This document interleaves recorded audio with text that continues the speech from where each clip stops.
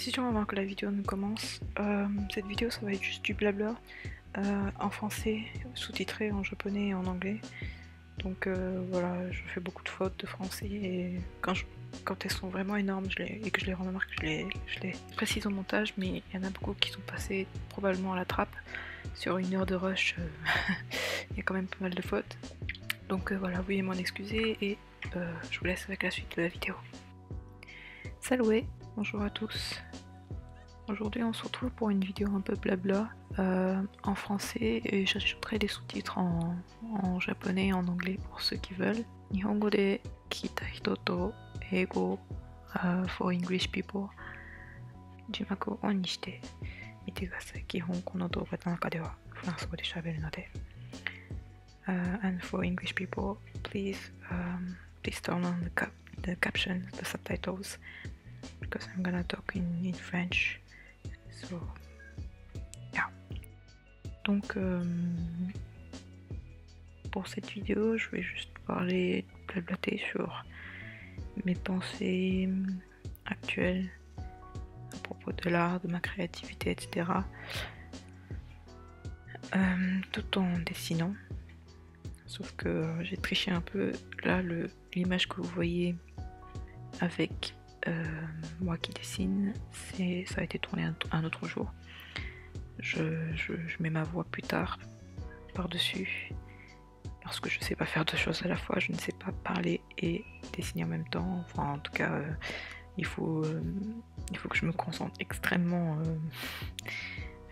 intensément pour parler quand je... Même là, sans rien faire d'autre, j'ai du mal à être à l'aise. Donc à mon avis, il va falloir un peu plus d'entraînement pour pouvoir dessiner et parler en même temps. Ou du moins parler sur un sujet plus léger plutôt que voilà, quelque chose de construit et planifié, même si là je n'ai aucun script, donc ça va être un peu fouillis, un peu le bazar. Mais l'idée ça va être de discuter un peu, enfin je vais parler seule, vous allez m'écouter.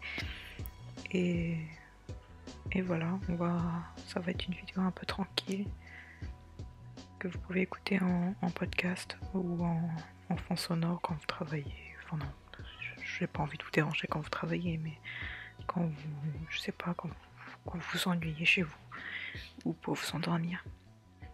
Je ne sais pas si ma voix suave va pouvoir vous relaxer, mais voilà, ça peut aider quelqu'un. Donc la vidéo d'aujourd'hui, ça va être centré autour de l'art et de la façon dont je vois le monde de l'art, etc. Enfin, ça ne peut pas être quelque chose de construit, mais de manière très succincte, j'ai envie de parler de la création et de la façon dont moi je procède pour créer, je trouve que c'est un bien grand mot, mais pour dessiner, voilà, tout simplement. Donc, j'ai commencé à dessiner quand j'avais...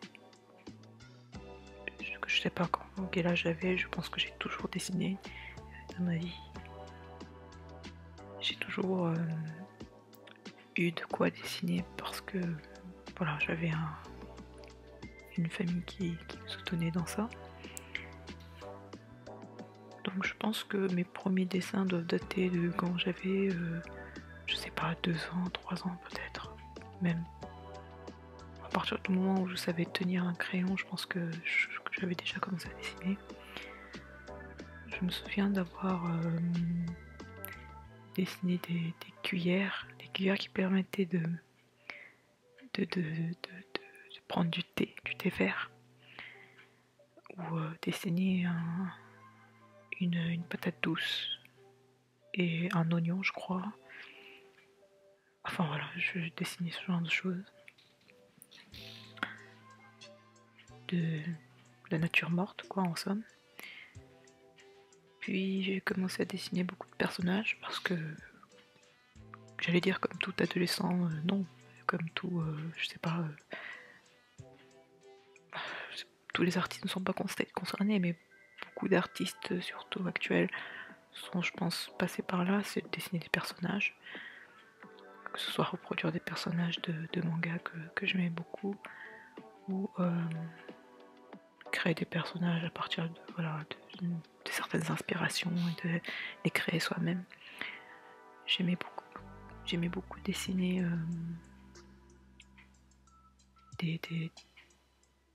je sais pas, à l'époque je dessinais beaucoup de choses à inspiration, souvent en manga. Et c'était pas fameux, honnêtement, c'était pas extraordinaire. Mais aujourd'hui, je pense que j'ai progressé depuis le temps et que ce que je dessine aujourd'hui correspond à peu près à ce que je voulais faire à l'époque.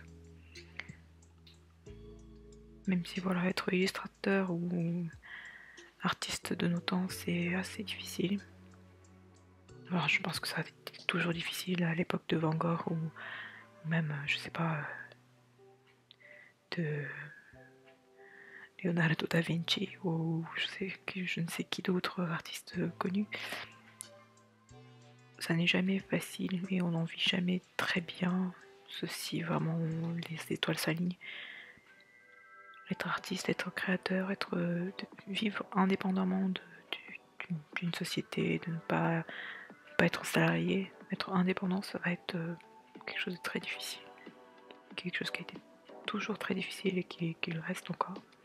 Et même les artistes les plus talentueux ne sont parfois pas reconnus et récompensés à la hauteur de leur talent, je pense.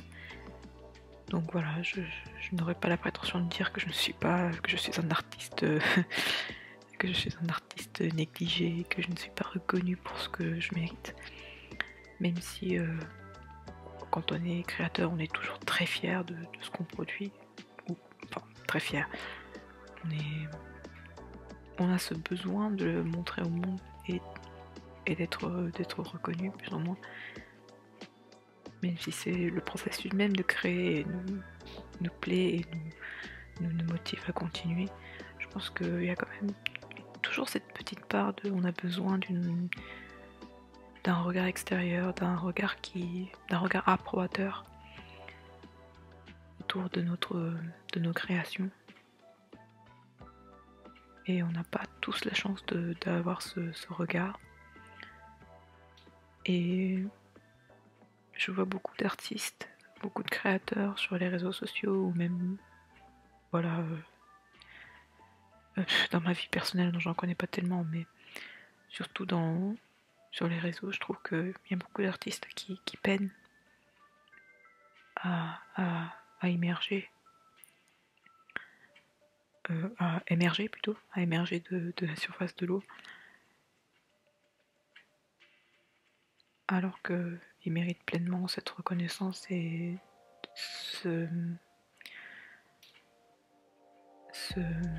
cette attention. Je pense que c'est un peu pareil dans tous les domaines, que ce soit la musique, l'art graphique ou même dans le monde de YouTube, dans la création audiovisuelle. Je pense que c'est une difficulté qui concerne tous les créateurs. Et je sais pas tellement où est-ce que je veux en venir avec ça, mais si je crée aujourd'hui, c'est pour moi. C'est aussi pour tous ceux qui ne savent pas trop quoi faire, qui ne savent pas s'ils doivent continuer dans ce qu'ils font, s'ils doivent persévérer ou non. Suivre nos rêves, c'est assez difficile parce qu'on ne sait jamais quoi vraiment faire, on ne sait jamais si on doit rester accroché à ce qui nous motive, parce que ce qui nous motive n'est pas forcément ce qui nous permettrait de vivre, en tout cas d'en vivre grâce à cette activité. Mais je pense que ça ne coûte rien de tester, de se lancer du moins, même si c'est pas parfait, même si c'est quelque chose de... Bon, voilà, au début on n'en est pas très fier parce que ça n'est pas à la hauteur de nos attentes, et ça n'est pas à la hauteur de notre perfectionnisme. Mais des fois, il faut se lancer, il faut juste balancer la chose et puis on verra si ça prend ou ça prend pas, on sait pas. Mais en tout cas, essayer, je pense que ce n'est pas une mauvaise chose. Et je sais que c'est très difficile de se lancer et d'essayer quelque chose alors qu'on n'en est pas vraiment. On n'est pas accoutumé à la chose, donc forcément on a peur des choses inconnues. Et de juste essayer quelque chose et de ne pas y réussir, on a l'impression qu'on a perdu notre temps, ça ne vaut pas la peine d'y passer du temps si c'est quelque chose qui n'aboutit pas. Mais au moins on l'aura essayé, et je pense que c'est aussi quelque chose, ça permet aussi de passer à autre chose et de vraiment abandonner. Si on n'a pas essayé la chose à fond, on n'arrivera jamais à être, comment dire, à s'en détacher. Donc voilà, que vous soyez artiste ou autre, voilà, dans votre vie, si vous avez des galères ou je sais pas, si vous êtes en difficulté pour quelque chose, je vous envoie tout mon courage et tout mon soutien. Sachez que vous n'êtes pas seul, que moi aussi je galère, mais ça vaut le coup, croyez-moi. Enfin, je sais pas si ça vaudra le coup, mais au moins ça vaudra le coup d'essayer. Et si plus tard vous pouvez abandonner ou continuer parce que vous y avez réussi ou parce que ça ne vous plaît plus, au moins vous aurez essayé et vous direz je l'ai tenté, et donc comme j'ai tenté, j'ai tout fait pour, même si j'ai pas réussi, au moins je peux passer à autre chose. Ou si vous avez réussi, vous pourrez vous dire bah j'ai bien fait d'avoir essayé, j'ai bien fait de m'être lancé, de tout sortir de ma zone de confort. Mais et si vous n'avez pas envie de le faire parce que vous sentez pas à l'aise, que vous n'êtes pas prêt, ça peut aussi arriver que ce ne soit pas le moment opportun pour se lancer dans quelque chose. Ce qui est dommage, c'est que j'aimerais bien vous dire prenez votre temps, mais dans la vie, on est souvent pressé par notre entourage, la vie quotidienne, la routine. On nous presse à trouver quelque chose à faire, à trouver de quoi vivre et de quoi être utile ou de faire partie de la société, d'en faire, de constituer une pièce de la société. Ce qui n'est pas une mauvaise chose en soi. Vivre en société, c'est important et on ne peut pas rejeter la société sous prétexte qu'on n'est pas prêt ou qu'on n'est pas assez mature pour. Mais prendre le temps un peu pour réfléchir, je pense que ça ferait pas de mal. Et surtout si vous avez besoin de vous reposer, je pense que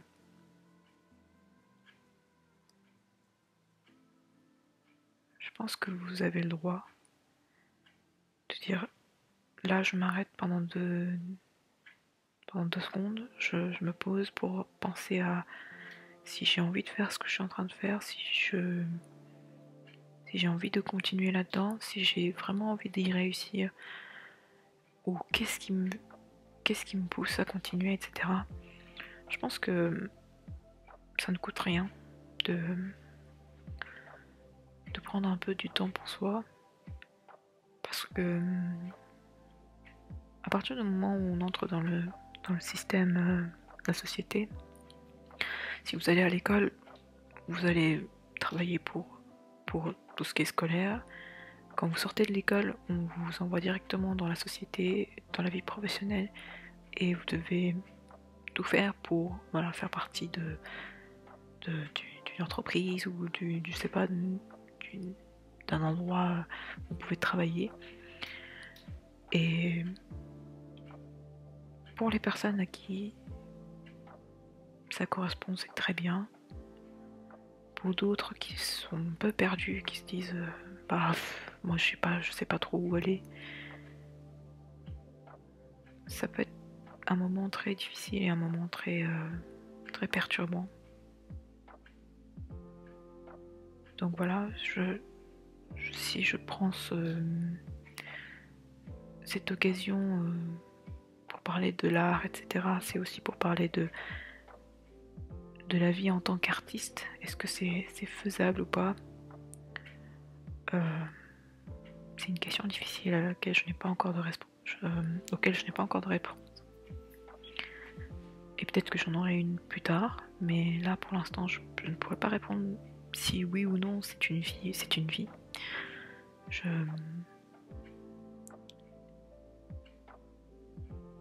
Voilà, pour les personnes à qui ça réussit, c'est très bien, ça marche très bien, et c'est tous les créateurs qui ont réussi vous diront mais c'est une vie de rêve, et ils diront qu'ils en sont reconnaissants. Mais pour les personnes qui n'ont pas encore réussi ou qui ne réussissent pas, c'est un peu une discussion amère, parce qu'on se dit la vie de créateur c'est la vie de rêve, mais ça implique aussi beaucoup de sacrifices et beaucoup de comment dire, de courage. Si on n'a pas le courage pour sortir de sa zone de confort et se dire je me lance à 100% dans ce truc et je me donne les moyens de le faire, si on n'a pas le courage, on n'y arrivera jamais. Et ce courage-là, tout le monde n'y arrive pas à le trouver. C'est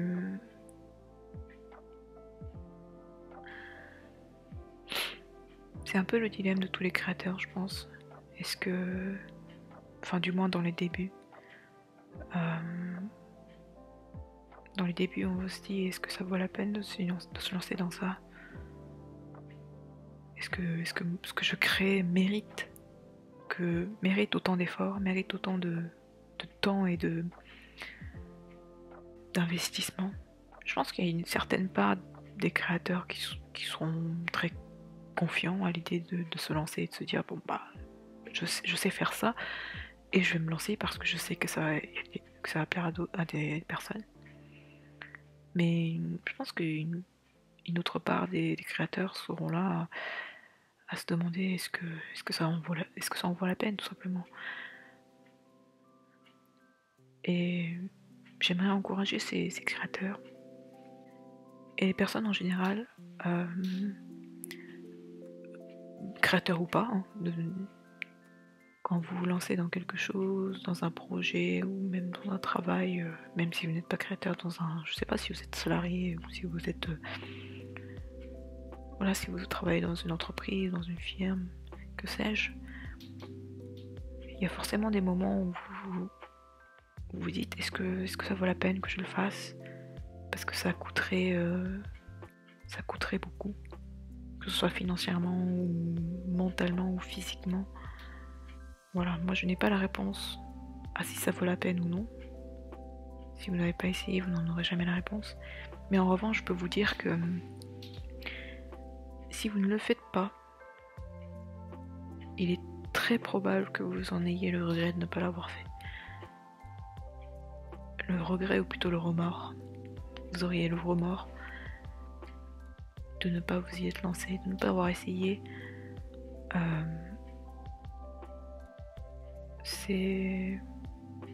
Ce sont les paroles d'une chanson que j'aime beaucoup, Note pour trop tard, d'Orelsan.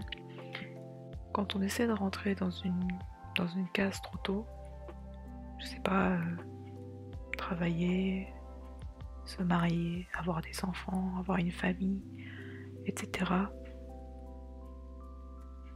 Et que vous voyez une sorte de crise de quarantaine, où quand vous avez 40 ans, vous dites bah j'ai rien pu faire dans ma jeunesse, j'ai rien pu accomplir. Je ne me plais pas dans la vie que j'ai aujourd'hui et que j'avais envie de tout plaquer et de partir. Malheureusement, c'est une vérité qui arrive à pas mal de personnes. Ça peut ne pas arriver. Il y a des personnes qui ont trouvé une stabilité assez tôt et qui en sont très contents. Mais je sais que ça peut arriver à beaucoup de personnes, ce genre de chute, arriver à un certain âge. Et ces personnes-là sont découragées parce qu'elles ont pris de l'âge, parce qu'elles n'ont pas su faire ce qu'elles voulaient au moment où ils le voulaient. Donc j'aimerais adresser ce message aux personnes qui hésitent à faire quelque chose, ou aux personnes qui, arrivées à un certain âge, regrettent de ne pas avoir fait quelque chose, ou d'avoir fait quelque chose, je ne sais pas, mais dites-vous que si vous le faites et que vous le regrettez, ce sera toujours mieux que de ne pas l'avoir fait et d'avoir des remords par rapport à ça. En tout cas, c'est ce que je me dis tous les jours. Et quand je crée ce que je crée aujourd'hui, je me dis, à chaque fois je me pose la question de est-ce que ce dessin en vaut la peine? Est-ce que ce dessin en vaut la peine que je passe autant de temps assis ici à peaufiner chaque trait, chaque détail? Est-ce que ça en vaut la peine, franchement? Mais je vais pas vous mentir, le processus même de décider me plaît, donc forcément, en me posant la question, je me dis bah oui, ça en vaut la peine parce que là je m'amuse. Mais d'un autre côté, je me dis aussi, est-ce que je ne ferais pas mieux de chercher du travail, est-ce que je ne ferais pas mieux de passer ce temps à faire quelque chose de plus productif, dans le sens où d'un point de vue plus capitaliste, quelque chose qui pourrait être monnayé ou qui pourrait être rentable, si je puis dire. La création artistique, c'est très paradoxal, parce qu'on crée parce qu'on en a envie, parce que c'est quelque chose qui a besoin de sortir de nous, pour nous exprimer. Mais de manière paradoxale, on a envie que cette production soit rentable et que cette production atteigne les personnes, et que ces personnes-là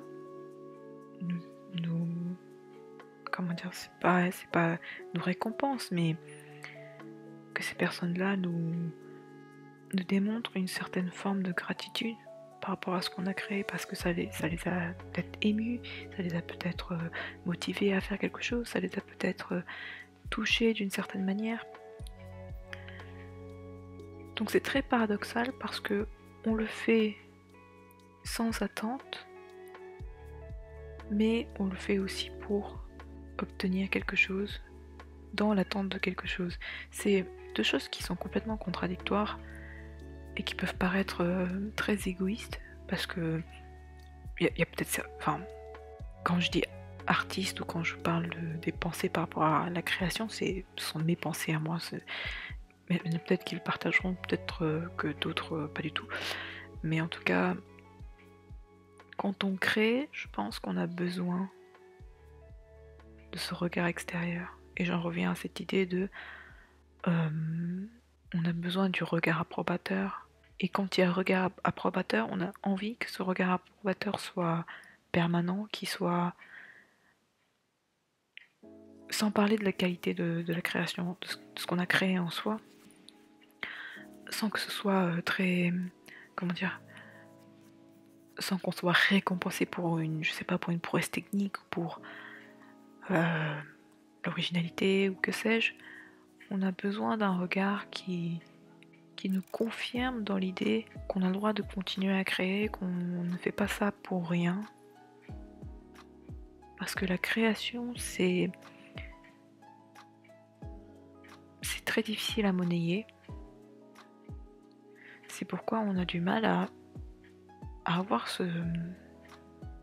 cette récompense-là, parce que la récompense monétaire, c'est quelque chose de très visible et assez évident pour tous, je pense. Quand on travaille, on travaille pour gagner de l'argent. Et gagner de l'argent, ça devient une récompense. Et on le confond avec la récompense et le mérite.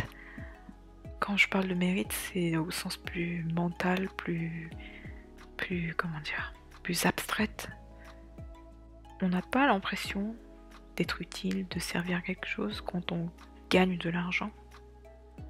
Mais gagner de l'argent peut être une forme de matérialisation de la reconnaissance et de la gratitude que quelqu'un a pour nous. C'est-à-dire que quand vous travaillez dans une entreprise, je sais pas, vous travaillez en tant qu'agent de touriste dans une agence de tourisme, vous arrivez à planifier un voyage qui plaît énormément à votre client et votre client en est vraiment satisfait, vous paye pour le service que vous lui avez rendu. Et là, votre salaire va matérialiser le service que vous avez rendu et l'utilité que vous avez eue envers ces personnes-là. Vous avez rendu un service rémunéré bien sûr, mais un service utile. Donc, le fait que vous ayez été utile pour quelqu'un est matérialisé par l'argent que vous avez reçu, la rémunération que vous avez reçue. Donc vous dites, j'ai bien travaillé, j'ai fait ce que je pouvais, j'ai fait un bon travail, donc j'ai gagné de l'argent. Et l'argent devient la récompense par rapport au service que vous avez rendu, par rapport au travail que vous avez fait, par rapport à l'utilité que vous avez eue. Tandis que quand vous êtes artiste, les personnes qui aiment votre création peuvent vous le dire, mais peuvent aussi ne pas vous le dire. Et quand une personne regarde votre dessin, votre création, dans sa tête, cette personne va peut-être se dire « Oh, cette pièce d'art est vraiment... cette pièce d'art, ne se dit pas tellement en français. Cette création est très belle, elle est très sublime, elle est extraordinaire, elle m'inspire, etc. » La personne peut se le dire dans sa tête, mais ne vous le dira pas forcément. Elle ne prendra peut-être pas le temps de vous adresser un message, de faire un commentaire ou de je sais pas, de réagir en direct par rapport à votre création. Parce qu'on ne prend pas ce temps-là. Et heureusement aussi, si vous deviez rémunérer absolument tous les artistes que vous voyez et dont vous aimez leur art, ça va être assez difficile parce qu'on aime beaucoup d'artistes en même temps dans notre vie. Et vous ne pouvez pas donner de l'argent à absolument tout le monde.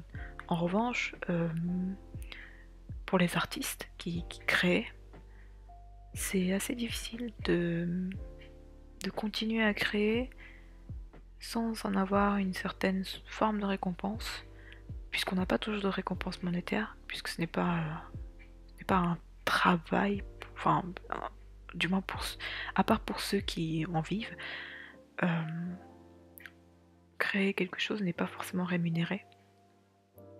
Et ça c'est pareil pour tout type de créateur, que ce soit sur YouTube, sur les réseaux sociaux, ou ne serait-ce que voilà, dans la vie courante, vous dessinez quelque chose, vous l'accrochez dans votre mur, ce ne sera pas toujours reconnu. Alors que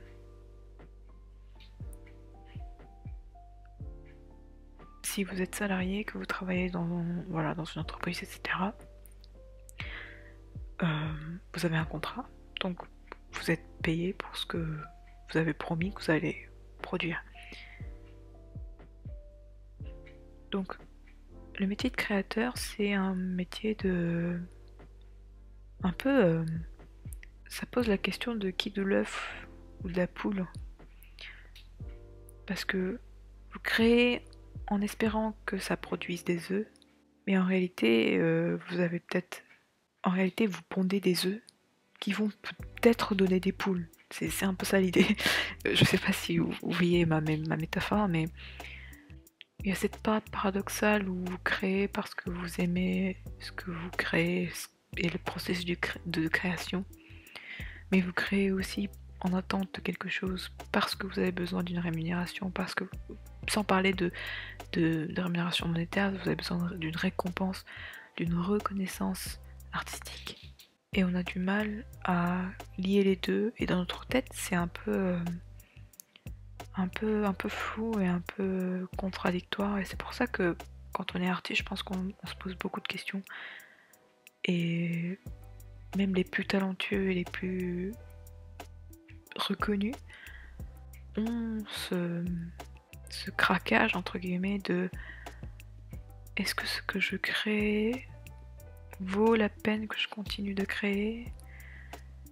Si personne ne voit ce que je fais et si personne ne reconnaît ce que je fais, ou du moins si j'estime que ça n'atteint pas autant de personnes que ça devrait atteindre, est-ce que ça en vaut la peine de continuer à créer?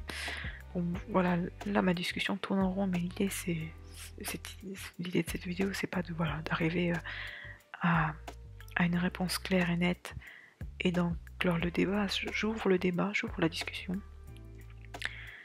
Et c'est aussi une vidéo à écouter un peu en fond, donc ne vous attendez pas à une réponse toute faite, mais parce que moi-même je n'ai pas de réponse, mais j'aimerais lancer cette question sur la table un peu de la création artistique attend-elle un retour, et pourquoi en être déçu quelque part d'en attendre un retour? Parce que quand je crée quelque chose et que j'en suis fière, et que je me dis, à la seconde où je me dis ah j'espère que ce dessin va plaire, je suis déçue. Parce que le processus de créer était tellement bien, tellement agréable, que la seconde où je pense à la potentielle reconnaissance et la potentielle récompense dont j'aurais besoin, je me dis mais alors ça veut dire que j'ai créé tout ça juste pour avoir un regard extérieur qui approuverait ce que je fais. Est-ce que je ne l'ai pas fait pour moi-même? Et c'est là où c'est très difficile aussi. Parce que on crée pour soi, on crée parce que on aime ce qu'on fait. On crée... Enfin, du moins, moi personnellement, je crée ce que j'aime voir, je crée ce que j'aime afficher dans ma chambre. Quand je fais un dessin, je pars du principe que si je l'imprime et que je l'accroche au mur, j'en serais fière. Et bien évidemment, je n'en suis pas fière de tous mes dessins, hein, évidemment. Il y a des dessins pas que je regrette bien évidemment, mais qui me plaisent moins, dont je suis pas si fière que d'autres.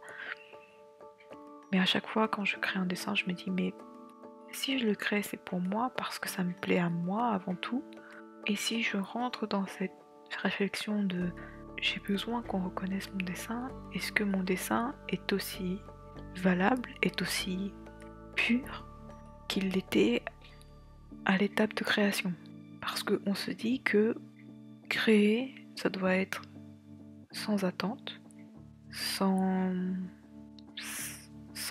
comment dire, on ne doit pas espérer obtenir quelque chose de cette création.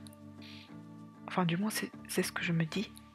Et on voit le processus de création et la création comme une sorte d'agapé, d'amour inconditionnel qu'on offrirait à l'art, notion abstraite d'art, et dont on ne devrait pas espérer un retour, un quelconque retour ou une quelconque récompense par rapport à cette création. Et je trouve ça triste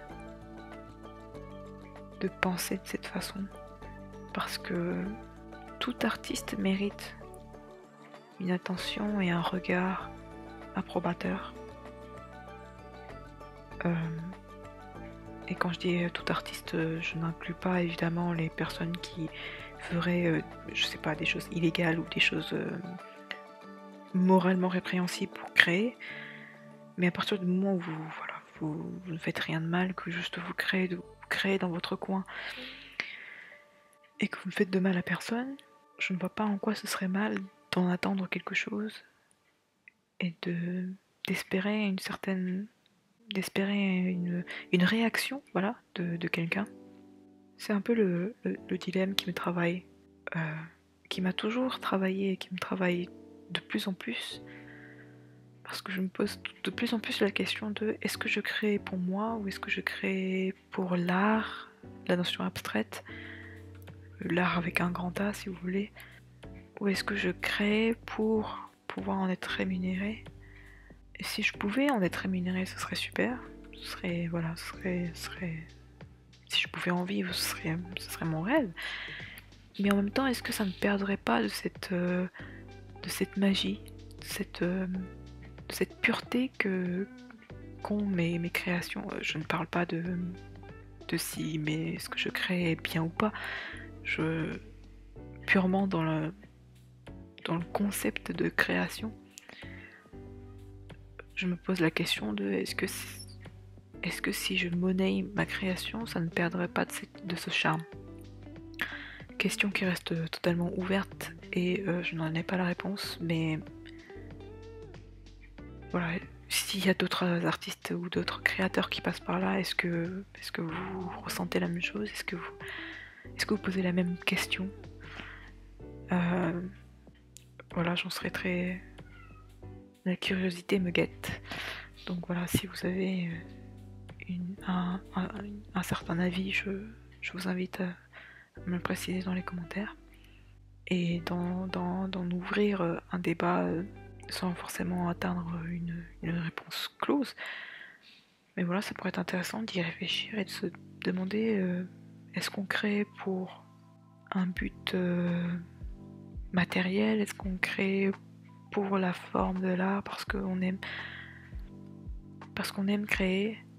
Mais est-ce que ça suffit d'aimer créer? Voilà, c'est la question que je me pose.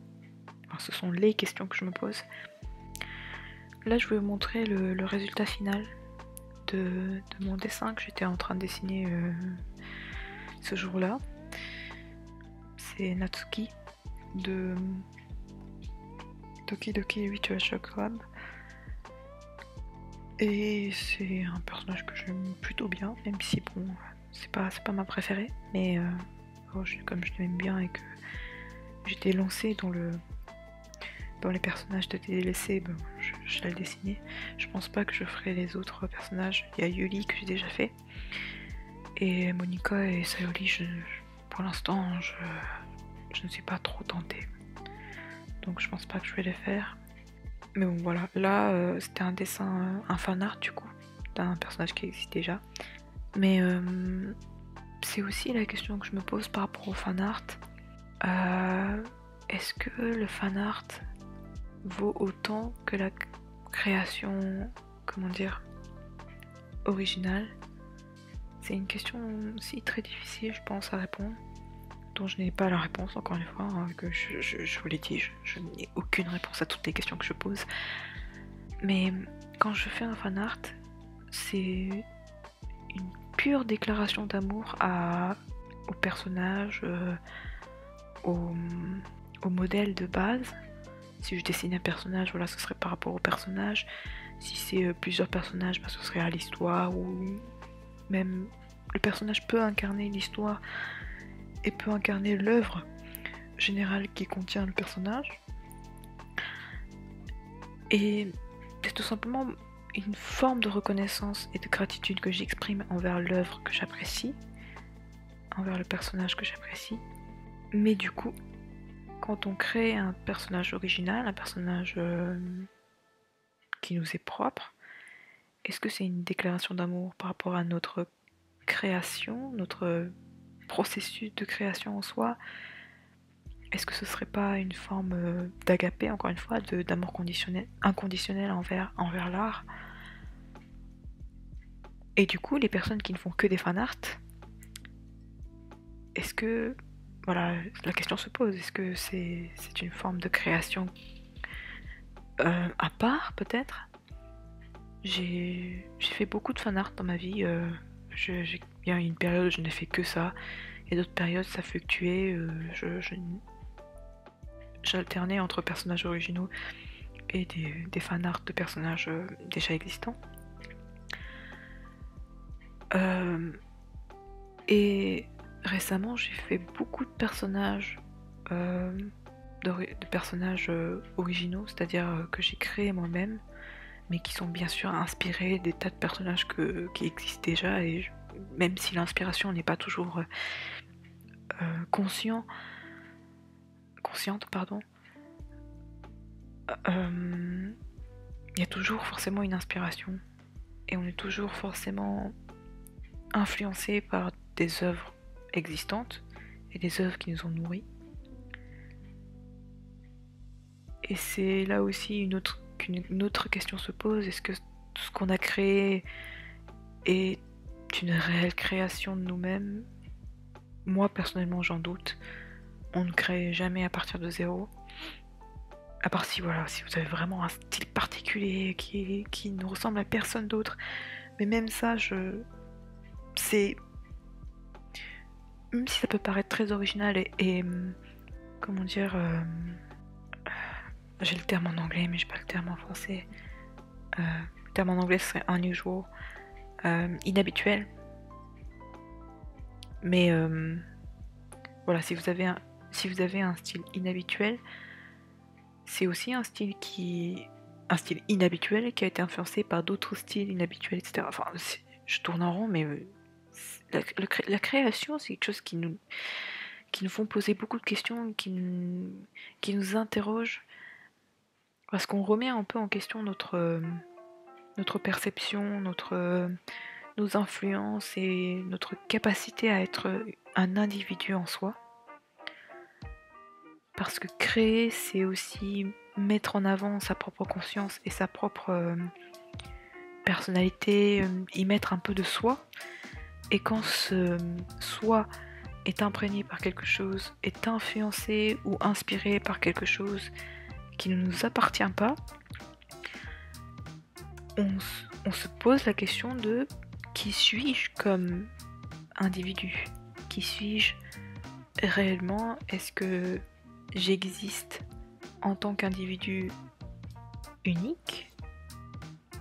Ou est-ce que je ne suis qu'un amalgame de tout un tas de choses qui nous ont modelés, qui nous ont façonnés, que ce soit la société, la famille, les proches, l'entourage, l'environnement, etc., etc. Je me pose la question de si ma création cristallise ce que je suis, ce que je veux exprimer, et que ma création est imprégnée, est influencée par quelque chose qui ne m'appartient pas, est-ce que je m'appartiens moi-même en tant que personne? Est-ce que en tant qu'individu je fais sens dans ce monde, sur cette terre? Voilà, la question devient de plus en plus élargie et de plus en plus abstraite et de plus en plus conceptuelle, ce que je n'aime pas tellement, tout ce qui est concept philosophique, etc. Des questions qui se posent, qui remettent en cause notre existence, etc. Je trouve ça un peu insensé, mais au final on y revient toujours quand on est créateur. On se pose toujours ces questions-là, on s'interroge à chaque fois qu'on crée, ou du moins à chaque fois je dis en tant que créateur, mais je parle de moi en tant qu'artiste. C'est peut-être quelque chose qui m'est extrêmement propre, je ne sais pas s'il y en a qui partagent, mais en tout cas ce sont les questions que je me pose. Et je pense que il y a une part de branlette intellectuelle un peu et de, comment dire, on s'interroge peut-être un peu trop, on se pose peut-être trop de questions. C'est souvent ce qu'on me dit, je me pose trop de questions, je réfléchis trop sur des choses qui ne sont pas forcément très utiles ni très productives. Mais Mais bon, est-ce que ça vaudrait pas le coup de se poser un peu des fois et de se poser ces questions-là? Parce que c'est quelque chose qui servent aussi de moteur quand on crée et qui nous permettent de, voilà, de continuer à créer tout en étant conscient de ce qu'on crée. Donc voilà, je pense que ça a une certaine utilité. Bon, je parle beaucoup et je ne fais pas beaucoup de sens. Mais voilà, si ça peut... je ne sais pas si c'est divertissant ou si c'est relaxant, je ne sais pas si cette vidéo a un intérêt quelconque. Mais si ça a pu atteindre quelqu'un, si ça a pu faire réfléchir, je sais pas, ou se poser des questions et de s'élargir un peu l'esprit, je pense que ça en vaudra la peine. Donc voilà, je pense que j'ai fait un peu le tour. Bien évidemment, ce sont des questions ouvertes qui n'ont pas de réponse, donc c'est peut-être frustrant, mais ça l'est aussi pour moi, ne vous inquiétez pas. Donc voilà, j'aimerais bien en discuter, enfin en discuter. Si vous avez un avis à partager, je suis tout oui. Et on se retrouve pour une prochaine fois pour discuter d'autres choses ou pour toute autre chose. Donc voilà, j'espère que ça vous a plu. Et à la prochaine. Bon allez.